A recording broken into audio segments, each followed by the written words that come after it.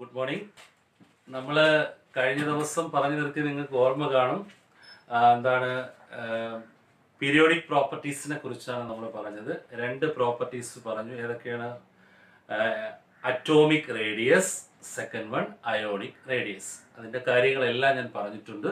അതിൽ അയോണിക് റേഡിയസുമായി ബന്ധപ്പെട്ട് വളരെ പ്രധാനപ്പെട്ട ഒരു കാര്യം പറഞ്ഞു. നിങ്ങൾ ഓർക്കുന്നുണ്ടാവും. എന്താ? ഐസോ ഇലക്ട്രോണിക് സ്പീഷീസ്. അത് നന്നായിട്ട് പഠിക്കുക. അതിൻ്റെ എക്സാമ്പിൾസ് ഒക്കെ നിങ്ങൾ ചോദിക്കും. ഇനി നമ്മളൊരു പുതിയ ടോപ്പിക്കാണ്, ശ്രദ്ധിച്ചിരിക്കുക. Ionisation enthalpy. എന്താണ് പറയുന്നത്? Ionisation enthalpy. അതിനെ ഡിനോട്ട് ചെയ്യുന്ന ശ്രദ്ധിക്കുക. Delta I H. I means ionisation, H എന്ന് പറഞ്ഞാൽ എൻതാൽപ്പിയെ സൂചിപ്പിക്കുന്ന ഒരു ലെറ്റർ ആണ് എച്ച് എന്ന് പറഞ്ഞാൽ. അപ്പൊ അയോണൈസേഷൻ എൻതാൽപ്പിയെ സൂചിപ്പിക്കുന്നത് എന്താ? Delta I H. ഇനി എവിടെ ഡെൽറ്റ ഐ എച്ച് എന്ന് കണ്ടാലും അതിന് പറയുന്ന പേര് എന്താണ്? Ionisation enthalpy. എൻതാൽപ്പിയെ സൂചിപ്പിക്കുന്ന അടുത്ത ചാപ്റ്ററിലൊക്കെ നമുക്ക് വരുന്നുണ്ട് എൻതാൽപ്പി. ഇപ്പൊ ഞാൻ പറയുന്നത് എൻതാൽപ്പിയെ സൂചിപ്പിക്കുന്ന ലെറ്റർ ആണ് ക്യാപിറ്റൽ ലെറ്റർ എച്ച്. എന്താണ് അയോണൈസേഷൻ എൻതാൽപ്പി എന്ന് ചോദിച്ചാൽ, it is the energy required to remove എന്ന് പറഞ്ഞാൽ നമുക്ക് എനർജി ആവശ്യമാണ്. റിക്വയർഡ് എന്ന് പറഞ്ഞാൽ ആവശ്യമാണ്, റിമൂവ് ചെയ്യാൻ. The electron from the valency of an isolated gaseous atom. എവിടെ നിന്നാണ്? ബാഹ്യതമ ഷെല്ലിലുള്ള ഇലക്ട്രോണുകളെ റിമൂവ് ചെയ്യാൻ ആവശ്യമായിട്ടുള്ള എനർജിക്ക് പറയുന്ന പേരാണ് എന്തെന്ന് പറയുന്നത്? അയണൈസേഷൻ എൻതാൽപ്പി എന്ന് പറയുന്നത്. അപ്പൊ എന്താണ് ionisation enthalpy? It is the energy required. Required means ആവശ്യമാണ്. To remove the electron. എന്തിനാവശ്യമാണ്? ഇലക്ട്രോൺസുകളെ റിമൂവ് ചെയ്യാൻ. ഇവിടെ നിന്നാണ്? From the valency of an isolated gaseous atom. ഇവിടെ നിന്നാണ്? ഐസൊലേറ്റഡ് ഗേഷ്യസ് ആറ്റത്തിന്റെ ബാഹ്യതമ ഷെല്ലിൽ നിന്നും എന്താണ്? ഇലക്ട്രോണുകളെ റിമൂവ് ചെയ്യാൻ ആവശ്യമായിട്ടുള്ള എനർജിക്ക് പറയുന്ന പേരാണ് എന്തെന്ന് പറയുന്നത്? അയണൈസേഷൻ എൻതാൽപ്പി എന്ന് പറയുന്നത്. ഇത് ഗ്രൗണ്ട് സ്റ്റേറ്റിലായിരിക്കും കാണുന്നത്. അപ്പൊ ഒരിക്കൽ കൂടെ പറയാം, ശ്രദ്ധിക്കടാ. It is the energy. Okay, clear? It is the energy required to remove. Required means ആവശ്യമാണ്. ഇത് പരീക്ഷയ്ക്ക് ചോദിക്കും കേട്ടാ. വാട്ട് ഈസ് അയണൈസേഷൻ എൻതാൽപ്പി എന്ന് ചോദിക്കും.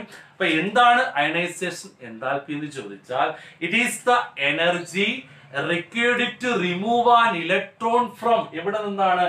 Isolated gaseous atom. ഇത് ഏത് സ്റ്റേറ്റിലാണ് കാണുന്നത്? ഗ്രൗണ്ട് സ്റ്റേറ്റിൽ ഉള്ളതാണ്. അതിനുകൊണ്ട് ഇതിന് പറയുന്ന പേര് ഫസ്റ്റ് അയണൈസേഷൻ എൻതാൽപ്പി എന്നാണ്. അതുകൊണ്ട് ഇതിന് പറയുന്ന പേര് എന്താണ്? First ionisation enthalpy. ഓക്കെ, അപ്പൊ അതിനൊരു ഇക്വേഷൻ ഉണ്ട്. X gives okay delta I H എന്ന് പറഞ്ഞാൽ എന്താണ്? ഡെൽറ്റ ഐ അയണൈസേഷന്റെ ആണ് ഐ. അപ്പൊ എക്സ് എന്ന് പറയുന്ന ഒരു ആറ്റത്തിന് നമ്മൾ എന്ത് ചെയ്യുന്നു? അയണൈസേഷൻ എൻതാൽപ്പി ചെയ്യുമ്പോൾ അത് എന്തായിട്ട് മാറുന്നു?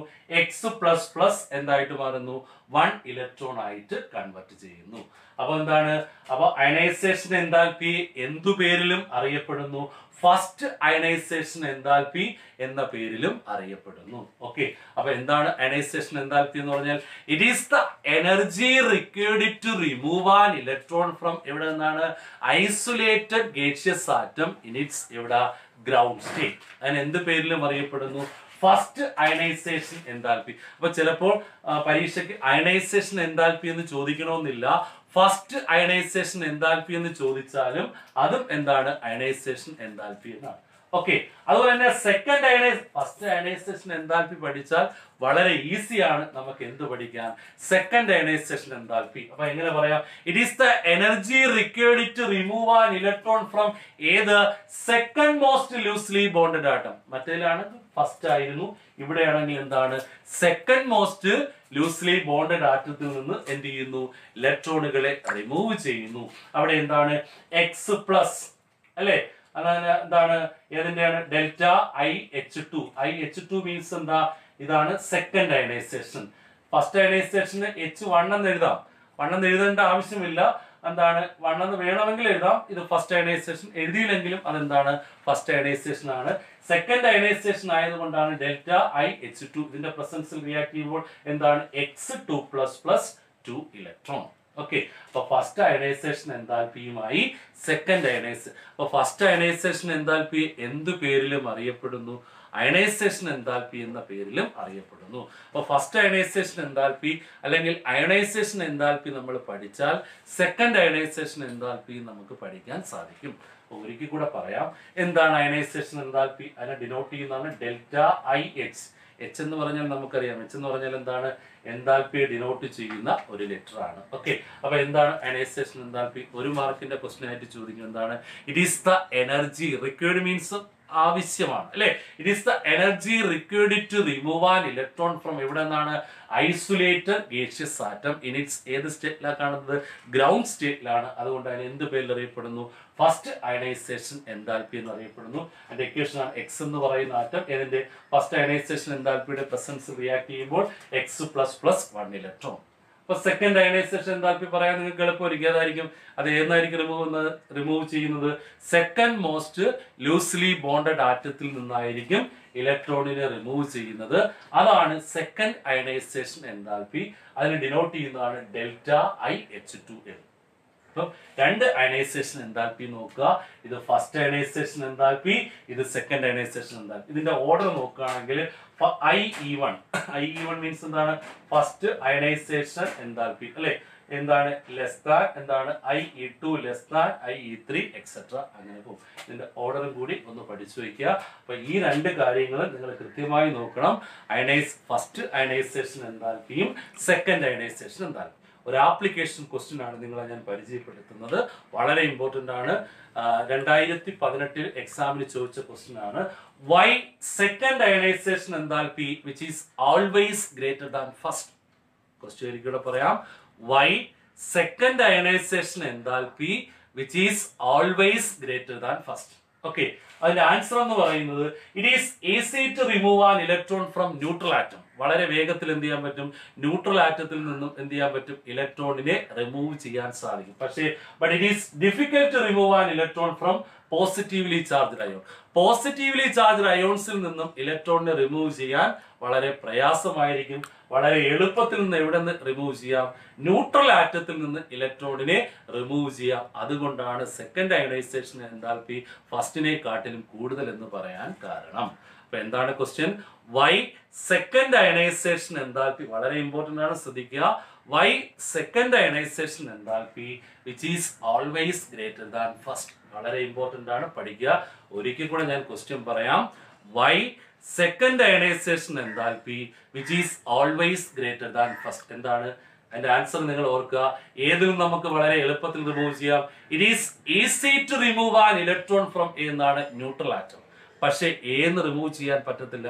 But it is difficult to remove an electron from ഏതാ? Positively charged ion.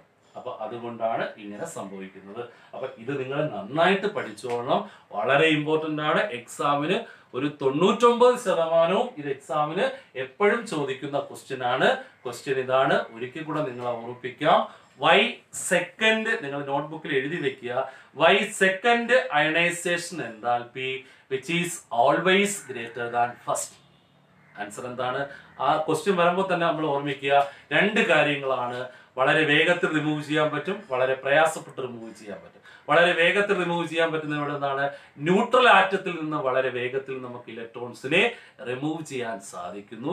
വളരെ പ്രയാസപ്പെട്ട് റിമൂവ് ചെയ്യാൻ പറ്റുന്നത് പോസിറ്റീവ്ലി ചാർജ്ഡ് അയോൺസിൽ നിന്നാണ് നമുക്ക്, അല്ലെങ്കിൽ ചാർജുള്ള അയോൺസിൽ നിന്ന് റിമൂവ് ചെയ്യാൻ വളരെ ഡിഫിക്കൽറ്റിയാണ്. അതുകൊണ്ടാണ് സെക്കൻഡ് അയണൈസേഷൻ എൻതാൽപ്പി ഫസ്റ്റിനെക്കാട്ടിലും കൂടുതലാണെന്ന് പറയാൻ കാരണം. ഓക്കെ, അപ്പൊ നമ്മൾ ഇന്ന് പറഞ്ഞ ടോപ്പിക് എന്ന് പറയുന്നത് അയണൈസേഷൻ എൻതാൽപ്പിയാണ്. രണ്ട് അയണൈസേഷൻ എൻതാൽപ്പി ഉണ്ട്. ഫസ്റ്റ് അയണൈസേഷൻ എൻതാൽപ്പിയും സെക്കൻഡ് അയണൈസേഷൻ. ഇവിടെ first ionisation enthalpy delta I H1 എന്ന് വേണമെങ്കിൽ എഴുതാം. 1 എന്ന് പറയും, ഫസ്റ്റ് എന്ന് പറയും, ഒന്നെന്നുള്ളത് കൊണ്ടാണ് ഞാൻ അത് എഴുതാത്തത്. അതിന് നമ്മൾ എന്താണ്? ഡെൽറ്റ ഐ H എന്നാണ് പറയുന്നത്. വേണമെങ്കിൽ ഒന്നെന്ന് എഴുതാം എന്നാണ് ഞാൻ പറഞ്ഞത്. അപ്പൊ ഫസ്റ്റ് അയണൈസേഷൻ എൻതാൽപ്പി ഏതു പേരിലും അറിയപ്പെടുന്നു? ഫസ്റ്റ് അയണൈസേഷൻ എൻതാൽപ്പി എന്ന പേരിലും അറിയപ്പെടുന്നു. അപ്പൊ എന്താണ് അയണൈസേഷൻ എൻതാൽപ്പി? ഒരിക്കൽ കൂടെ പറയാം. അയണൈസേഷൻ എൻതാൽപ്പി പഠിച്ചാൽ നമുക്ക് സെക്കൻഡ് അയണൈസേഷൻ എൻതാൽപ്പി പഠിക്കാൻ വളരെ എളുപ്പമാണ്. അപ്പൊ ഫസ്റ്റ് നന്നായിട്ട് അങ്ങ് പഠിക്കുക. അപ്പൊ എന്താണ് അയണൈസേഷൻ എൻതാൽപ്പി? ഇറ്റ് ഈസ് എന്താണ്? It is the energy required to remove an electron from ഏതിൽ നിന്ന്? Valency of an isolated gaseous atom in its ഏത് സ്റ്റേറ്റിലാണ് കാണുന്നത്? ഗ്രൗണ്ട് സ്റ്റേറ്റിലാണ്. അതുകൊണ്ട് ഇതിനെ എന്ത് പേരിലും അറിയപ്പെടുന്നു? It is called first ionisation enthalpy. അപ്പൊ സെക്കൻഡ് അയണൈസേഷൻ എൻതാൽപ്പി എന്ന് പറഞ്ഞാൽ ബാക്കി എല്ലാം ഒരുപോലെ തന്നെ എവിടെ നിന്നായിരിക്കും റിമൂവ് ചെയ്യുന്നത്? സെക്കൻഡ് മോസ്റ്റ് ലൂസ്ലി ബോണ്ടഡ് ആറ്റത്തിൽ നിന്നായിരിക്കും ഇലക്ട്രോൺസിനെ റിമൂവ് ചെയ്യുന്നത്. അതാണ് എന്ന് പറയുന്നത് സെക്കൻഡ് അയണൈസേഷൻ എൻതാൽപ്പി. അതിനെ ഡിനോട്ട് ചെയ്യുന്ന ഡെൽറ്റ ഐ എച്ച് ടു. അപ്പോൾ ഫസ്റ്റ് ആയി സെക്കൻഡ് ആയി. ആപ്ലിക്കേഷൻ ക്വസ്റ്റ്യൻ എന്താ പറയുന്നത്? വൈ, ഇത് നിങ്ങൾ കൃത്യമായി പഠിക്കുക. Why second ionisation enthalpy which is always greater than first.